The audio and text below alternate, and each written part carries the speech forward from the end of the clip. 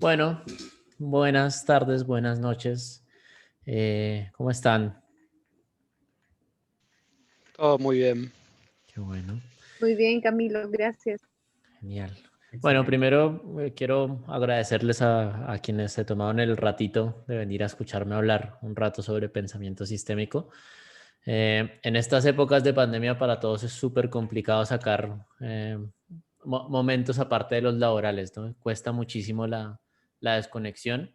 Y bueno, en Colombia estamos 6 de la tarde, en Argentina están 8 de la noche, deben estar muy, muy agotados. Voy a intentar que estos 45 minutos no sean tan aburridos, pero no prometo nada. Bueno, voy a compartir pantalla. Me confirman cuando vean mi pantalla. Se ve perfecto. Genial. Entonces, el título de esta charla es Pensamiento Sistémico, el corazón de Les. Eh, Algo que quiero contarles o advertirles un poco también es que esta charla no es una charla tan introductoria a Les, pero sí es una charla introductoria al pensamiento sistémico. Es decir, dentro de la charla vamos a hablar muy poquitito de los conceptos que trae Les, de cuáles son los eventos, cuáles son las reuniones, cómo funciona, cuáles son los principios, y nos vamos a centrar principalmente en el pensamiento sistémico y cómo el pensamiento sistémico ayuda no solo al diseño del LES, sino en general al diseño de la agilidad a escala y de la agilidad organizacional. Les cuento un poquito de mí muy rápidamente. Mi nombre es Camilo Velázquez. Como mi acento me delatará, soy colombiano. Eh, a ver, voy a estar con el chat abierto por las dudas. ¿Están grabando la sesión? Sí, la sesión está grabándose. Voy a estar pendiente de los chats para que interactuemos. Me encantaría que pudiéramos hablar todos, pero difícilmente con el tiempo corto lo vamos a lograr. Entonces, utilicemos el chat para comunicarnos, es mi propuesta. Les contaba, mi nombre es colombiano, mi nombre es Camilo Velázquez, soy colombiano. Vivo en la ciudad de Fusagasugá, que es una ciudad que tiene un clima primaveral todo el año, entonces estoy muy feliz. Vivo con mi esposa, con mi hija, con un perro, dos gatos y con todo el caos que implica trabajar en casa con toda la familia. Me pueden seguir en Medium, donde suelo publicar alguno que otro artículo de vez en cuando sobre agilidad, y en LinkedIn como Camilo Velázquez Ardila me encuentra. Es como una presentación muy cortita. Trabajo con métodos ágiles hace más o menos unos 8 años. Y hago parte de una organización que se llama CLEAR hace unos 4 años y medio más o menos. Comencemos y comencemos interactuando. Entonces, quiero hacerles una pregunta. ¿Por qué Scrum? ¿Por qué Scrum es el framework más famoso? Porque es la elección que todos atienden a elegir, valga la redundancia, cuando comenzamos a trabajar en agilidad. ¿Quién se anima a dar una respuesta por el chat rápido? Lo primero que se les venga a la mente.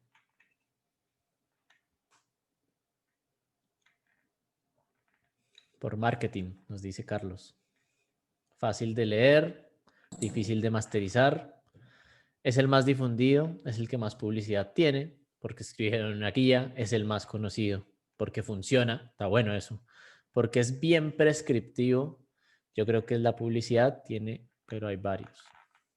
Enfocado en desarrollo de producto, es del que más habla la gente. Bien, perfecto. Todas las cosas que me cuentan me parecen súper naturales. Hay un montón de otros frameworks. De hecho, por la época en la que surgió Scrum, estaba mucho más fuerte incluso XP, ¿no? Programación extrema. Que más o menos, si nos pusiéramos a mirar Scrum, Scrum es programación extrema, pero quitándole la parte de las prácticas de desarrollo ágil, ¿no? Como solo la parte de gestión. Em, pero ¿cuál es el éxito real detrás de Scrum? Alguien lo decía hace ratito. El éxito detrás de Scrum es que Scrum logra un equilibrio entre lo que llaman los principios abstractos y las prácticas concretas, ¿no? Scrum te dice, vos tienes que hacer una daily, vos tienes que hacer una review, tienes que hacer una retrospectiva. Y por medio de prácticas concretas relativamente sencillas, logra plasmar muy bien los principios de la agilidad. Entonces logra plasmar el principio de mejora continua de los equipos por medio de la retrospectiva, de inspección y adaptación continua por medio de la daily, de entregables tempranos por medio de la review. Entonces tiene un equilibrio bastante interesante entre esas dos cosas. Los principios, que suelen ser abstractos y las prácticas que son mucho más concretas. A ver, paso por acá. Y Scrum, por eso se basa en el control empírico de procesos. Scrum no tiene, digamos, no es un marco demasiado prescriptivo, pero tiene algunas cosas prescriptivas, ¿no? Como que funciona un poquito en el medio. Tiene reglas, pero las reglas no son demasiado fuertes, ¿no? Es un framework que además está incompleto por diseño. No sé si alguna vez llegaron a escuchar eso. Scrum está incompleto por diseño. Ejemplo rápido de esto. Scrum nos dice que tenemos que tener un backlog, pero Scrum no dice de dónde tiene, digamos, que salir ese backlog. Para Scrum el backlog, digamos, lo trae la cigüeña, ¿no? Y que Scrum sea un framework incompleto por diseño, que se base en el control empírico de procesos, nos da espacio para aprender y mejorar continuamente. ¿Por qué? Porque vivimos en contextos complejos, donde los procesos muy definidos difícilmente tienen cabida. En ese sentido, Scrum funciona en un lugar que se llama el espacio caórdico. ¿Bien? ¿Qué sería el espacio caórdico? Un lugar en el cual tenemos lo que está en el medio entre el caos y el orden. Entonces, Scrum nos pone reglas que están del lado del orden porque Scrum tiene reglas. ¿Cuáles son las reglas de Scrum? Entonces, Scrum nos dice que tienes que tener iteraciones entre 1 y 4 semanas como mucho. Scrum nos dice que tenemos que tener siempre una sprint review, un sprint planning, que la daily tiene que durar 15 minutos, que tiene que ser de pie a la misma hora, en el mismo lugar, ¿no? Entonces, tiene reglas que son prescriptivas. Ok, tengo allá mi cámara. Perfecto. Entonces, Scrum tiene reglas que son prescriptivas, pero son reglas que nos dejan espacio para experimentar. Entonces, en ese sentido, funcionan lo que llamamos los espacios caórdicos que nos llenan de innovación. Ustedes se preguntaban, pero entonces, Camilo, ¿por qué nos está hablando de Scrum? Si el objetivo de la charla es LES, y nos dijo, vamos a hablar poco de LES y mucho de pensamiento sistémico.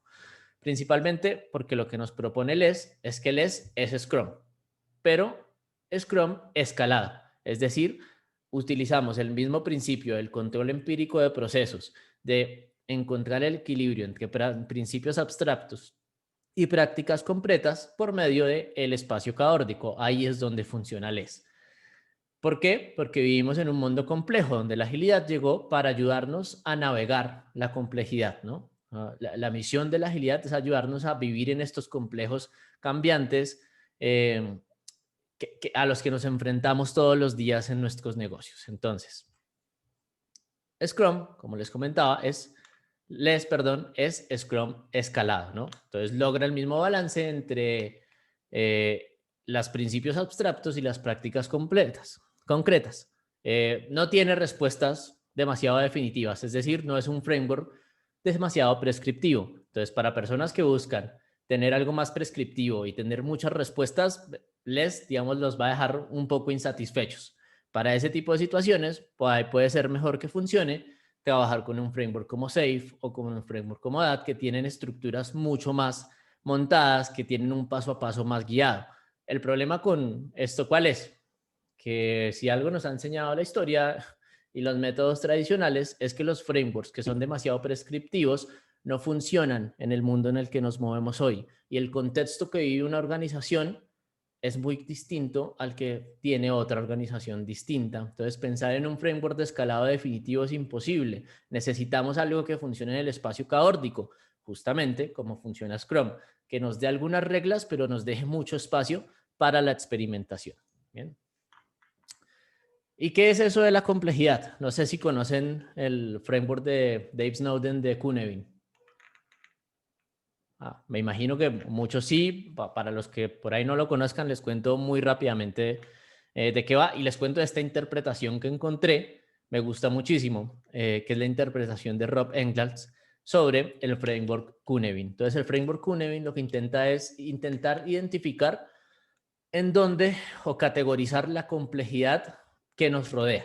Y aquí vamos a empezar a hablar de nuevo, ahora sí, perdón, de sistemas, ¿no? Entonces, ¿qué es un sistema? Un sistema es, como lo pensábamos, digamos, en la universidad, cuando para los que somos ingenieros de sistemas o ingenieros informáticos y vimos por allá hace muchos años la teoría general de sistemas y todo esto. Entonces, ¿cómo se define un sistema? Entonces, un conjunto de partes que interactúan entre sí para lograr un resultado, un output, ¿no? Entonces, básicamente un sistema. Y pensando en esa definición, casi que podríamos decir que cualquier cosa es un sistema, ¿no? Entonces, la organización es un sistema, pero el subequipo en el que trabajamos es un sistema, nuestra familia también es un sistema, ¿no? Todo lo podemos categorizar como un sistema. Entonces, Kunevi nos puede ayudar a categorizar o entender mejor cómo están relacionados la complejidad y los sistemas. Entonces, lo que nos plantea primero Snowden es que existen los sistemas o los problemas del ámbito claro, que antes se llamaba el ámbito obvio, ¿no? Que es lo que es familiar. Cuando estamos en lo obvio, miren si ahí pueden ver que está el conejito, es como la línea de producción. Es muy fácil de aplicar, es muy fácil de hacer. Entonces yo puedo utilizar frameworks y soluciones que sean muy prescriptivas porque yo tengo claridad sobre lo que hay que hacer, ¿no?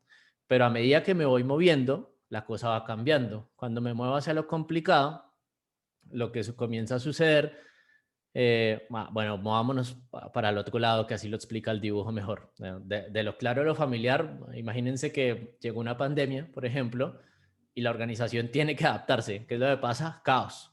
Y vieron que el caos, en el caos lo que tenemos es incertidumbre, tenemos que actuar, estamos en medio de lo que se llama el chaos o el caos malo, que si volvemos a la imagen de acá, sería esta parte de acá, el chamos, el caos destructivo. Ese caos destructivo, lo que tenemos que hacer es reaccionar. ¿Vieron? Ahí el ejemplo claro es, intento apagar el incendio para salir de ese lugar. Luego de que yo me empiezo a mover hacia la izquierda, cuando empiezo a pasar del caos, ahí se puede ver el dibujo que el paso entre el caos y lo complejo no es un paso demasiado difícil, ¿no? Vieron que está como curvadito, pero no mucho. Y lo que viene en lo complejo es la experimentación pura, ¿no? Es como definir, crear cosas nuevas, encontrar. Y luego vamos subiendo hacia lo complicado y hacia lo claro. Y a medida, y algo que quiero que el por qué estamos mostrando, digamos, esta imagen, es que a medida que vamos subiendo hacia lo claro, empezamos a cargar cosas, que es la bolsita que tiene el muñequito ahí, el conejito. Va, yo asumo que es un conejo, no lo sé. Esa bolsita de ese conejo son lo que llamamos procesos o detalles que hacen cada vez más prescriptivo mi proceso o mi framework o mi espacio de trabajo. Entonces, a medida que vamos yendo hacia lo claro, a medida que vamos automatizando, a medida que vamos haciendo más prescriptivo, nos sumamos de procesos, que es llevar una carga. Entonces nos va a hacer ir cada vez más lento. Y es algo que tenemos, digamos, que evitar un poco cuando estamos pensando en diseñar implementaciones de agilidad organizacional o de agilidad a gran escala. Entonces, dicho todo eso que les conté, LES es muchísimo más que esto que vemos acá. Entonces, un repaso rápido de qué es LES, como hablamos hace ratico.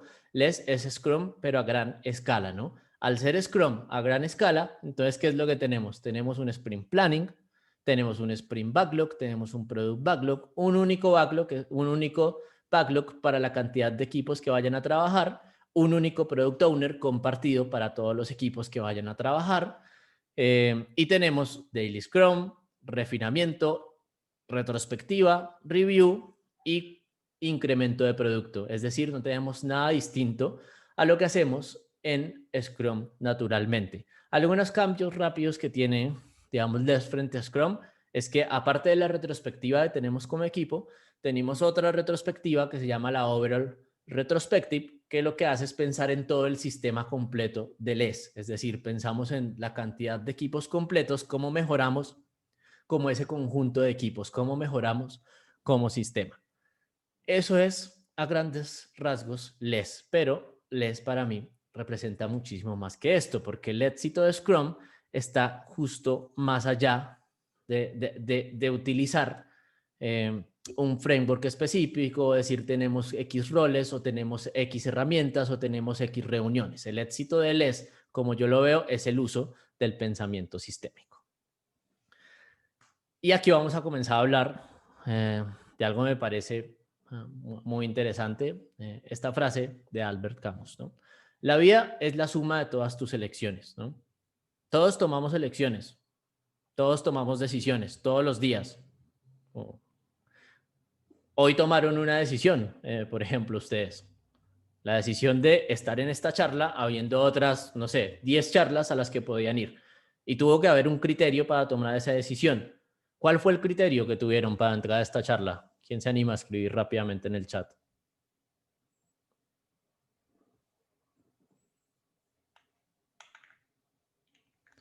Me interesó el pensamiento sistémico, el tema, pensamiento sistémico, aprender sobre LES, escalar Scrum.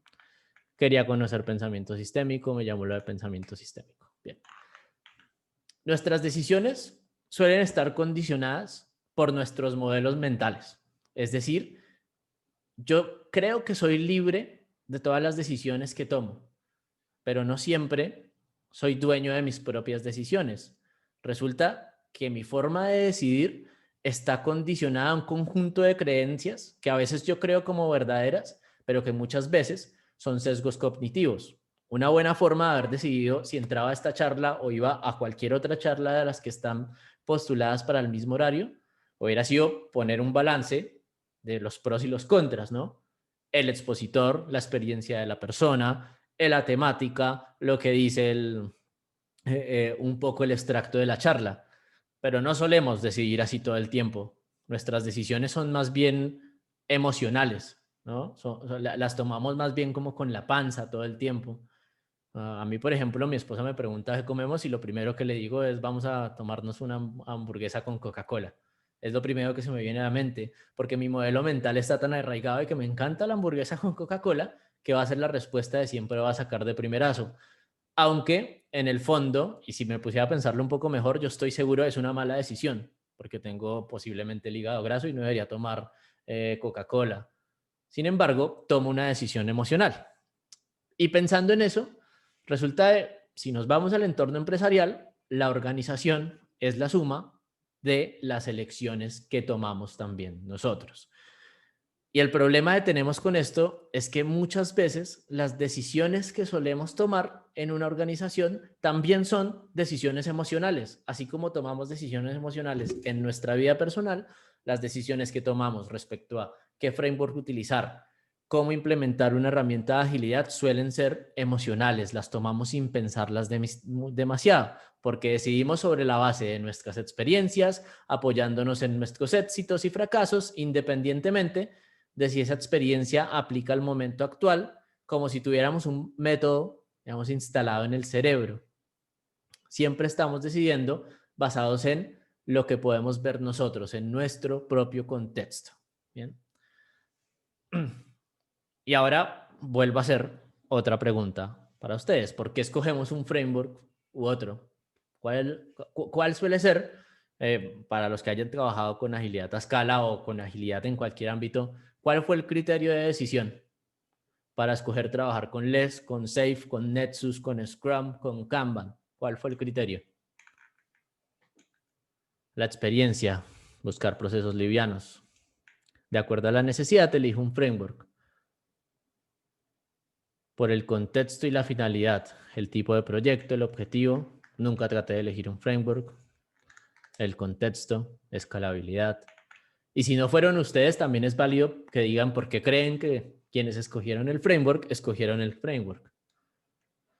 Por el contexto y tipologías, según el proyecto, el que parecía adaptarse a nuestra forma de trabajo que sea simple. Me encanta esa respuesta, está muy buena. Por afinidad cultural, porque se adapta a nosotros. Tamaño de equipo, tipo de productos, múltiples productos, por flexibilidad. El management suele buscar tener control y a veces eso crea problemas. La estructura del equipo. Bench con otras empresas que escogieron un modelo. Me encanta esa respuesta porque viene muy en línea con lo que vamos a hablar a continuación.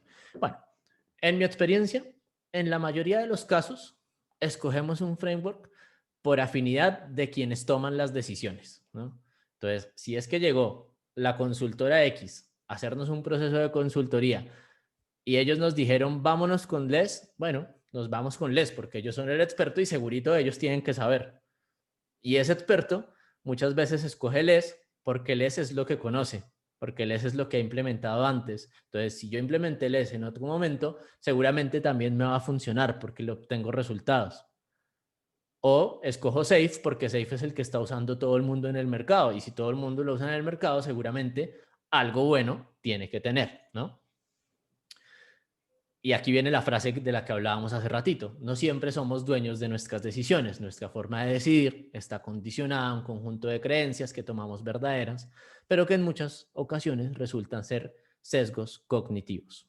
Bien, entonces vamos a hablar, antes de hablar de sesgos cognitivos, vamos a hablar un poco de dónde viene un poco este tema del pensamiento sistémico. Y para eso les voy a hablar de Jay Forrester, que fue un profesor del MIT Sloan no me acuerdo de qué universidad de Estados Unidos, de una universidad estadounidense. Y él fue un ingeniero informático y es conocido como el fundador de algo que se llama la dinámica de sistemas. La dinámica de sistemas es una disciplina que se ocupa de la simulación de interacciones entre objetos de un sistema y que se utiliza principalmente para intentar encontrar respuestas a problemas complejos de la sociedad. Eso es, digamos, la dinámica de sistemas, que es como la predecesora del pensamiento sistémico, ¿no? Es como Jay Forrester es como quien trajo a hablar este concepto de los sistemas e intentar encontrar soluciones a problemas sociales. Y resulta que la agilidad muchas veces es más un problema social que problema de implementar un framework, ¿no? Cuando vamos a escoger el framework que se adapte a nuestra organización, tenemos que pensar en que haga el fit cultural, como mencionaban hace ratito, de que funcione en nuestro contexto específico, y para eso no es suficiente. Safe funcionó en otro lado, Nexus funcionó en otro lado, Les funcionó en otro lado. Y para eso, y en línea de esto de los sesgos cognitivos, les voy a contar una anécdota de Jay Forrester. Y es que resulta en 1958, Jay Forrester hizo un estudio en el cual le pidió a un conjunto de personas que eran responsables, ¿no? Un conjunto de personas de negocio que eran responsables de tomar decisiones sobre la estructura de la organización.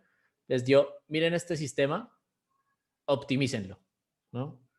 Hagan que tenga mejores resultados este sistema.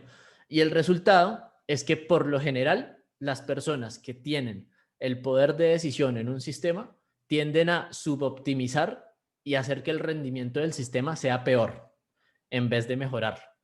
¿Por qué? Porque tenemos una falsa creencia de que tenemos muchísimo conocimiento al momento de implementar dinámicas, cuando en verdad no lo sé. Y no sé si lo que yo creo que sé va a funcionar en el contexto específico de mi organización o la organización a la cual estoy ayudando a implementar un método.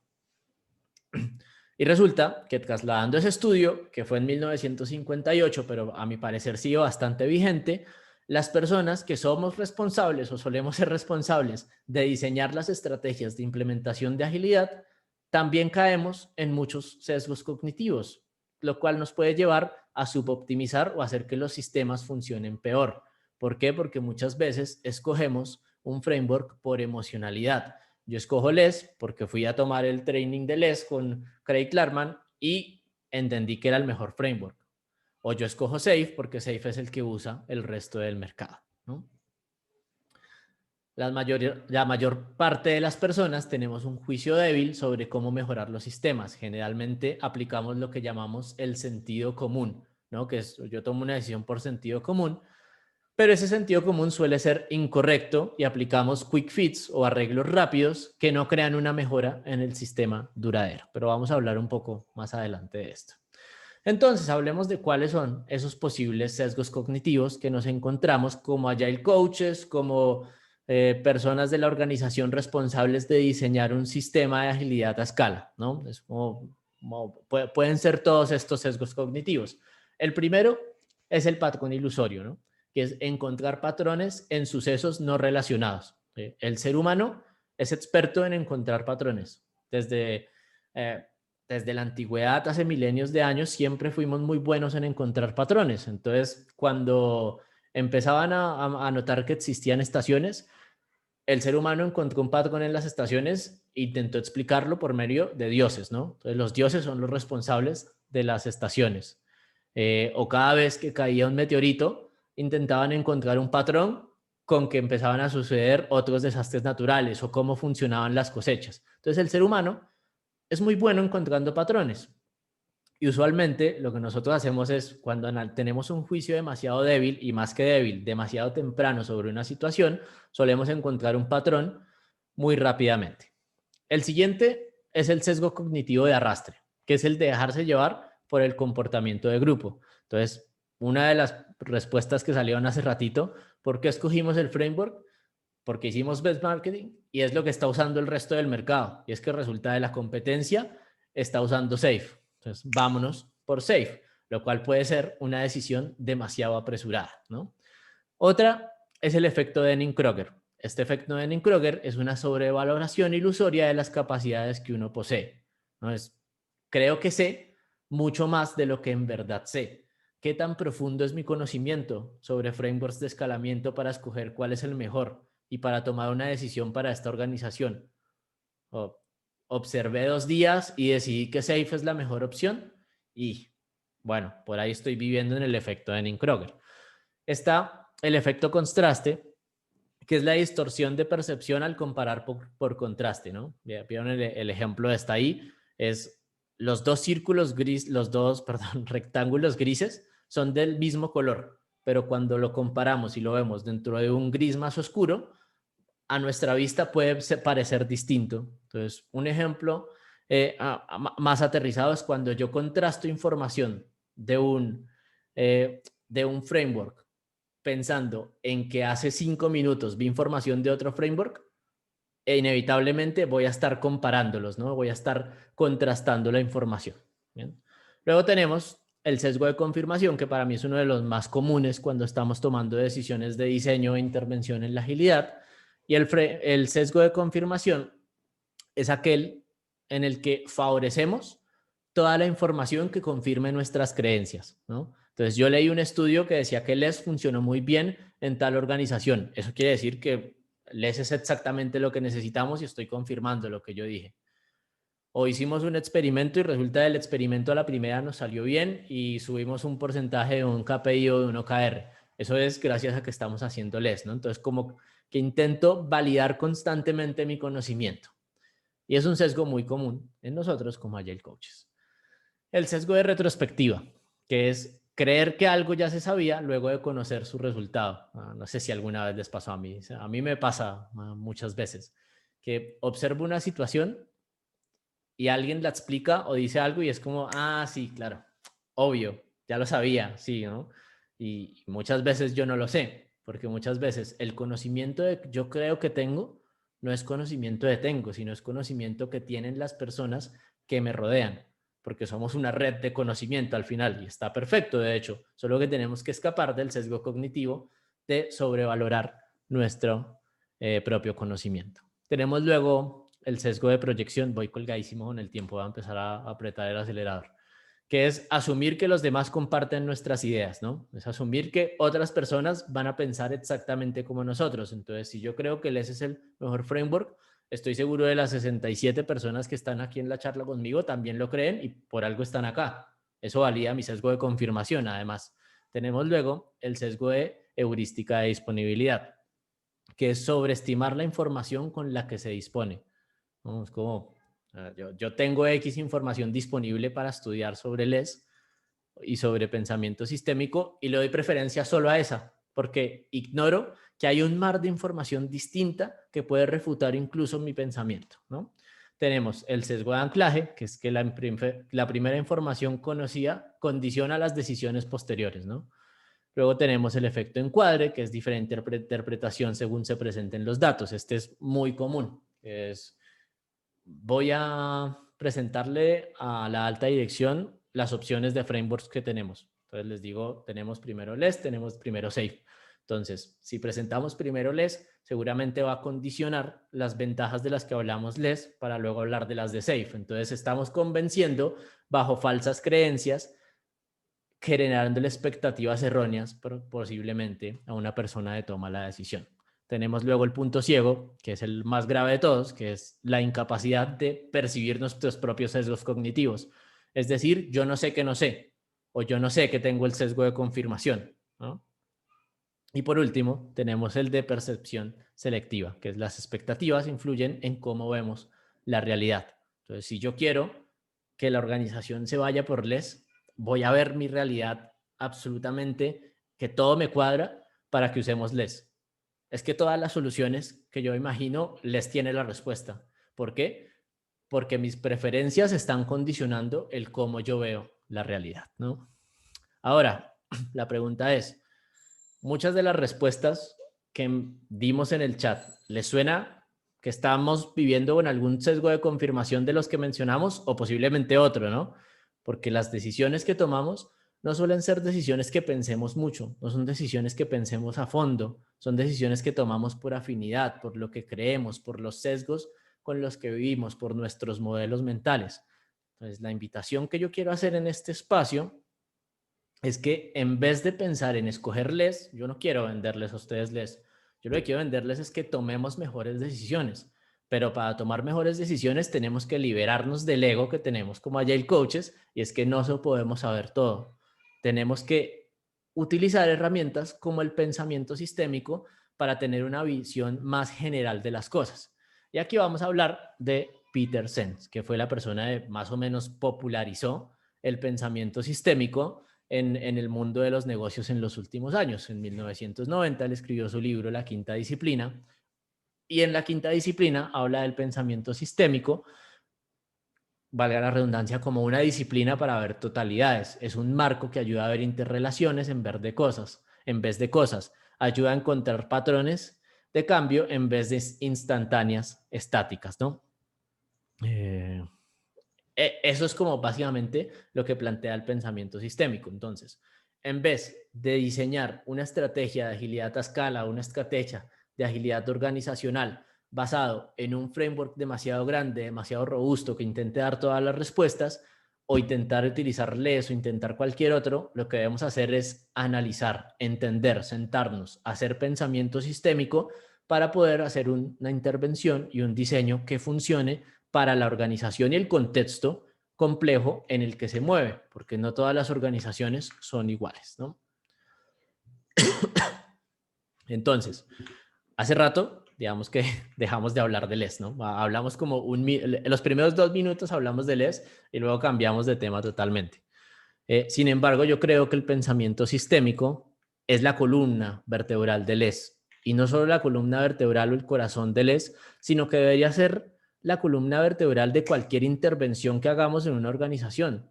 Por esto debemos sentarnos a modelar constantemente nuestro sistema para tomar decisiones mucho más conscientes, que en vez de guiarnos por la emocionalidad, nos guiemos por datos que nos ayuden a tomar decisiones, que involucremos a distintas personas, a distintas áreas en las decisiones, porque muchas veces las estrategias de agilidad a escala o de agilidad organizacional ocurren con un conjunto de Agile Coaches que están tomando decisiones por toda una organización.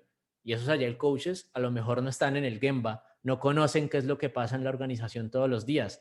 No, para hacer pensamiento sistémico y para diseñar una estrategia válida de agilidad a escala o de agilidad organizacional, tenemos que traer a las personas que están viviendo el día a día, a los que conocen cuáles son los procesos que duelen, a los que saben cómo funciona la agilidad en el día a día. Eso es, digamos, lo que tenemos que hacer. ¿Bien? Como principio, entonces, Les lo que propone es menos con más, ¿no? Hay un juego de palabras ahí interesante. Y es que al escalar o al hacer una implementación de agilidad suele haber una tendencia a agregar roles, artefactos, procesos, ¿no? El desarrollo complejo de productos no requiere soluciones complejos. Al contrario, lo que requiere es una comprensión profunda de los problemas que tenemos para luego encontrar soluciones mucho más simples. En ese sentido, LES es un muy buen punto de partida. ¿Por qué? Volvemos al control empírico de procesos y al equilibrio entre principios abstractos y prácticas concretas. Nos da un espacio para experimentar que está en lo caórdico porque necesitamos dar respuestas, ¿no?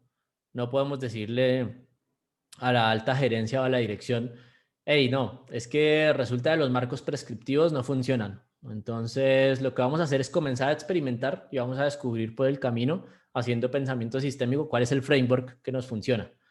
No, es lo que propone es algo que está en el medio. Te pongo algunas reglas, pero te dejo suficiente espacio para que tú puedas encontrar el camino que funciona en tu contexto de agilidad. Bien. Entonces, en la práctica, cómo puede, digamos, funcionar el pensamiento sistémico para ayudar a una organización. Entonces, para resolver preguntas del tipo, ¿cuántos backlogs deberíamos tener por producto? ¿O cuántos backlogs debería tener la organización? Puede ayudarnos a responder preguntas de qué tan buena idea es sumar eventos nuevos o por qué vamos a sumar un evento nuevo. Vamos a hacer una retrospectiva a gran escala todos los meses o vamos a hacer una PI planning. ¿Por qué hacemos una PI planning ahora trimestral? ¿Cuál es el sentido detrás de hacer eso? El pensamiento sistémico nos puede ayudar a encontrar una respuesta mucho más lógica y más profunda de por qué un framework no lo dice, ¿no? Nos ayuda a resolver problemas como la mala comunicación entre varios equipos, porque el equipo A y el equipo B siempre están pisándose los talones o están tocando los mismos componentes y tienen muchos problemas con eso. Nos ayuda a entender si tenemos que crear nuevos roles o a validar la idea de crear nuevos roles. Es que se nos ocurrió que ahora vamos a tener un delivery manager que va a ser el encargado de todos los pases a producción. Bueno, entonces, ¿cuál es la razón detrás de esa premisa? Muchas veces, como Agile Coaches, tenemos la respuesta, pero es la respuesta mecánica que tenemos grabada en el cerebro de por qué lo hacemos, pero no la que es correcta para el momento que vive la organización, porque a nosotros se nos escapa, porque estamos viviendo nuestros sesgos cognitivos, ¿no? Otras preguntas que puede resolver es si debemos cambiar el esquema de branching, por cuál esquema de branching cambiarlo, qué implicaciones tiene cambiar el esquema de branching hoy y qué estrategias deberíamos utilizarlo. Deberemos trabajar con equipos componente o con equipos de característica. ¿Qué implicación tiene para la organización trabajar con uno o con otro hoy?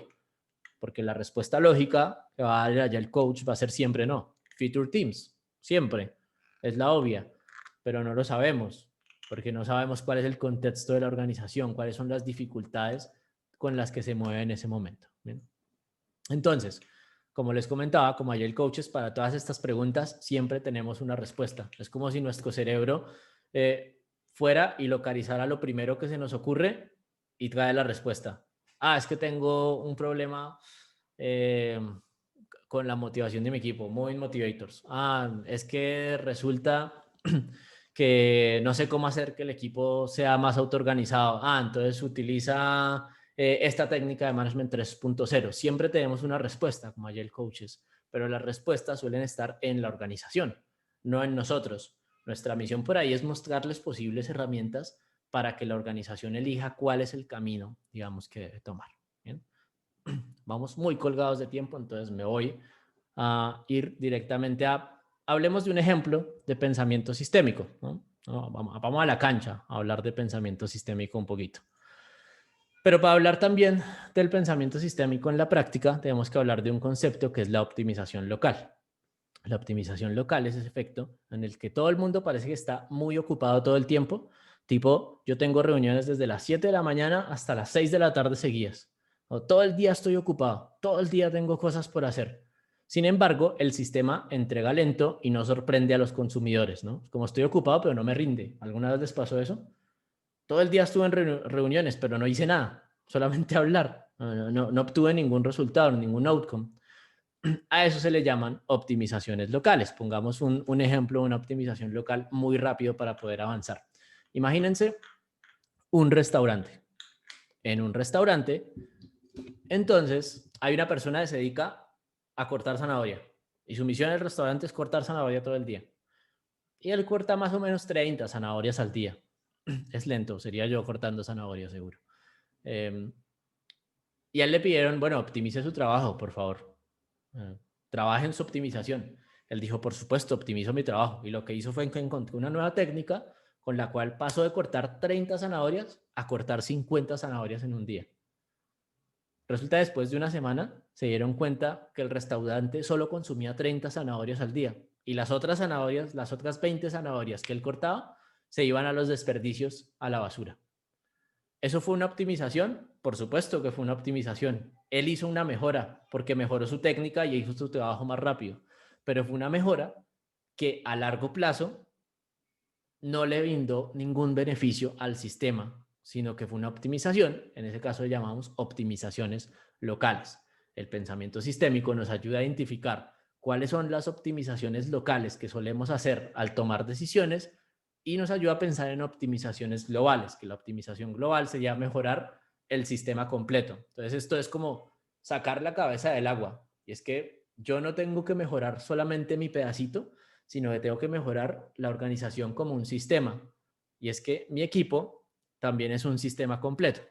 Vámonos al ejemplo. Entonces, rápidamente, ¿cómo podemos usar el pensamiento sistémico? Por medio del modelado sistémico. Entonces, modelamos para entender y para generar entendimiento compartido, digamos. Entonces, el pensamiento sistémico, una regla es, no es algo que haga una persona, no es algo que haga el Agile Coach.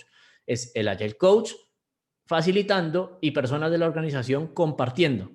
Otra realidad es que todo modelo fuga la realidad. ¿Por qué? Porque no podemos plasmar el pensamiento de absolutamente todas las partes y para el sistema, pero nos ayuda a entender cuál es la dinámica para tomar decisiones más informadas. Entonces, pongamos un ejemplo rápido en estos 4 minutos que nos quedan de charla. Para el modelado sistémico, y esto es algo más tomado de LES, si quieren profundizar, vayan a les.works, que ahí en la página está este mismo ejemplo y otros ejemplos sobre cómo modelar sistemas. Imagínense, la variable es algo que podemos subir o bajar en nuestro sistema, ¿no? Entonces acá tenemos la velocidad de entrega de características y el número de defectos. Entonces yo puedo aumentar la velocidad con la que construyo características o disminuirla. Y lo mismo con el número de defectos. Entonces esos son variables. Ahora, existen también los enlaces causales, que son las relaciones que existen entre las variables. Entonces tenemos un enlace causal que es que entre mayor es la velocidad de entrega de características, mayor es el número de defectos que salen en mi producto. Bien, eso se entiende rápidamente. Y luego tenemos algo que se llaman modelos mentales, que serían cómo identificamos sesgos cognitivos. El modelo mental lo planteamos en este punto para ayudarnos a entender y a validar si es un modelo mental o es una realidad. Entonces, muchas veces asociamos con que el número de desarrolladores está directamente ligado, es decir, hay un enlace causal con la velocidad de entrega de características, ¿no? Entonces yo digo, genial, si aumento el número de desarrolladores, aumento la velocidad de entrega de características. Es como lo que el sentido común nos dice, pero hey, eso puede ser un sesgo cognitivo propio, porque a lo mejor no es tan así, ¿no? Y bueno, ahí lo primero que nos viene a la mente, obviamente, no es así, pero pongamos el ejercicio a alguien del management a ver si opina lo mismo, ¿no?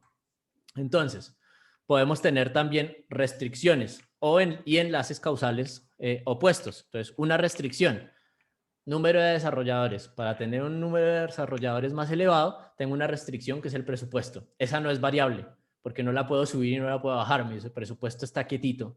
Y eso va a condicionar las decisiones que yo tomo en mi diagrama sistémico, ¿no? Y el enlace causal opuesto sería entre mayor número de defectos, menor va a ser la velocidad de entrega de características, ¿no? Y ahí se crea como un buclecito.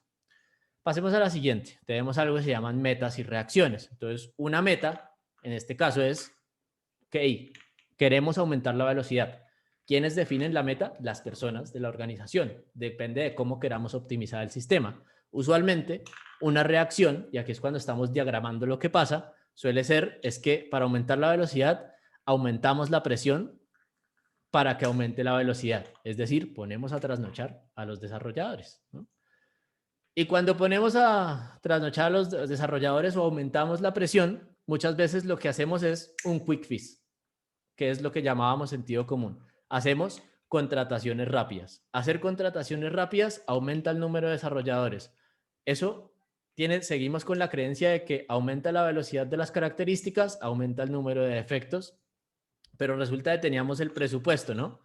Y como tenemos el presupuesto como restricción, resulta que hacemos contrataciones, pero contrataciones rápidas y muy baratas, lo cual aumenta el número de desarrolladores, pero disminuye directamente la velocidad de entrega de características, que acá lo pintamos con esta línea negra más fuerte, ¿no? Es como aumenta el número de desarrolladores novatos. Entonces, si vieron una sola decisión, que fue aumentar la velocidad y poner algo de presión, hizo que el sistema entregara muchísimo más lento, porque va a aumentar exponencialmente el número de defectos y la velocidad de entrega de características. Entonces, para irnos en el último minuto, quería preguntarles y que me dejen en el chat, ¿cómo usarían ustedes el pensamiento sistémico en la organización? No hubo tiempo ahora para preguntas y les pido disculpas por eso, ¿eh?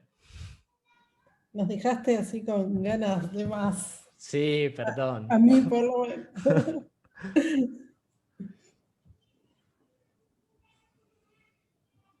Bueno, creo que estamos porque viene una próxima charla. Entonces, chicos, muchas gracias por haber asistido. Si entran a mi blog en Medium, hay un artículo que profundiza un poquito más sobre esto del pensamiento sistémico. Muchas gracias, amigos. Gracias Chao. por todo lo compartido, Cami. Muchas gracias, Camilo. Gracias.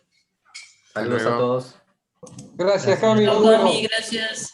Muchas gracias, Camilo. Excelente. Chao, gracias, Cami. Muy bueno Nos todo, vemos. gracias. Chao, amigos. Gracias.